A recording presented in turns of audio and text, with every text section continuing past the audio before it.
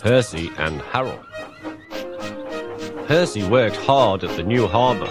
The men needed stone for their building work.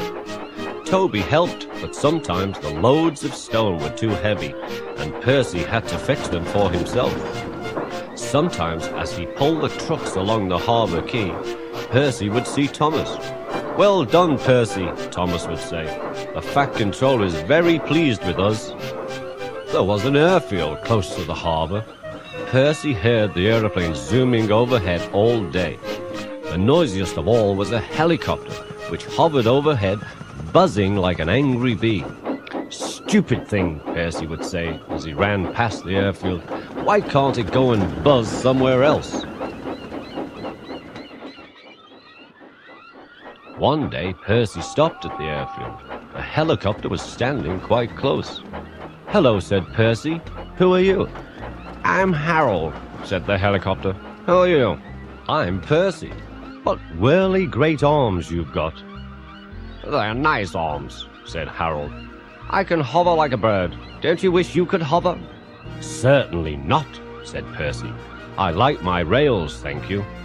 "I think railways are slow," said Harold. "They're not much use and quite out of date." Harold whirled his arms and buzzed away. Percy puffed off to find Toby at the quarry. "I say, Toby," he burst out, "that Harold, that stuck-up whirlybird thing, says I'm slow and out of date.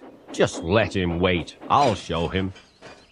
Percy collected his trucks and started off, still fuming. Soon, above the clatter of the trucks, he heard a familiar buzzing.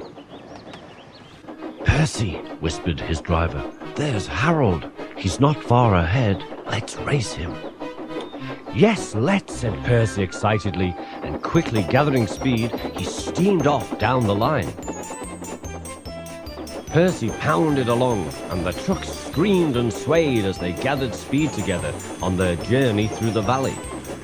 "Well, I'll be a ding-dong-dang," said the driver. There was Harold high above them. The race was on. "Go it, Percy!" yelled his driver. "You're gaining." Percy had never been allowed to run fast before. He was having the time of his life. "Hurry, hurry, hurry!" he panted to the trucks. We don't want to," they grumbled. But it was no use. Percy was bucketing along with flying wheels, and Harold was high above, alongside. The fireman shoveled for dear life while Percy's driver leant out of the cab window and cheered Percy along. He was so excited he could hardly keep still. "Well done, Percy," he shouted. "We're gaining, we're going ahead. Oh, good boy, good boy." Far ahead, a distant signal warned them that the harbour wharf was near. "Beep, beep, beep," whistled Percy. "Brakes, guard, please." The driver carefully checked the train's headlong speed. They rolled under the main line and halted on the wharf. "Oh dear," groaned Percy, "I'm sure we've lost." The fireman scrambled to the cab roof. We've won, he shouted. "Harold's still hovering. He's looking for a place to land." "Listen, boys," he called. "Here's a song for Percy." Said Harold, "Helicopter to our Percy, you are slow. Your railway is out of date and not much use, you know.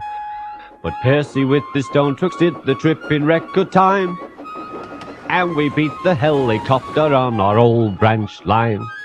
The driver and the guard soon caught the tune, and so did the workmen on the quay. Percy loved it. "Oh, thank you," he said. He liked the last line best of all. Later, Percy and Toby went back to the shed. Percy was a very happy engine indeed.